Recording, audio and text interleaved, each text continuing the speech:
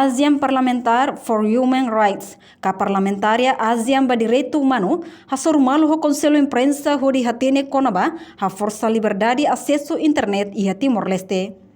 Segunda-feira, semana Presidente Conselho Imprensa Otélio Ote acompanha o diretor executivo Antônio Dias, no diretor analisa no Monitoring Media Alberico da Costa, simo delegação parlamentaria ASEAN ba direito humano e a sala encontro Conselho Imprensa Quintal Bodile.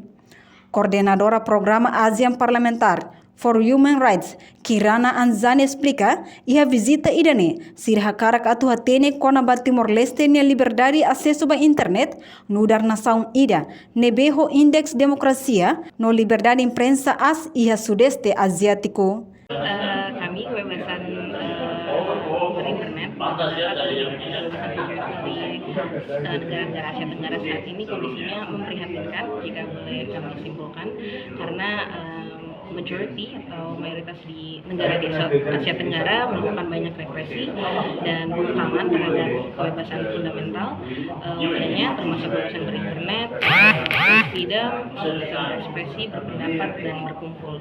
Makanya kami hadir di sini karena Timor-Leste merupakan salah satu negara di Asia Tenggara yang ranking atau peringkat kebebasan fundamentalnya paling tinggi di Asia Tenggara, juga untuk kebebasan persnya salah satu top 10 ya, atau peringkat 10.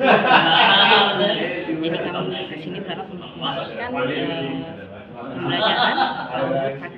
Enquanto Presidente Conselho Imprensa Otélio Ote Hateten, Conselho Imprensa hanesang órgão independente ia compromisso atu assegura katak, cidadão hoto ia liberdade atu acesso à informação via internet ou plataforma oi. Tuir Otélio, liberdade acesso à informação, liberdade de expressão, no rato opinião, sai direito básico, nebe garantido e a Constituição RDTL, artigo hatnulo no hatnulo recém ida.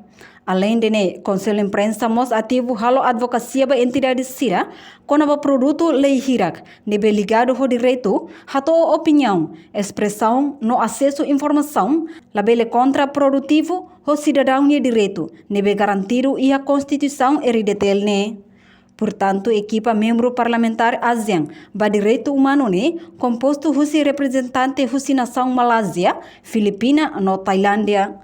Senorina Pereira, Televisão Timor-Post. Janela informação ba emahoto.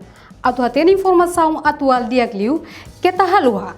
Hanehan butang subscribe, like, halo comentário no file butang ba media sosial hoto.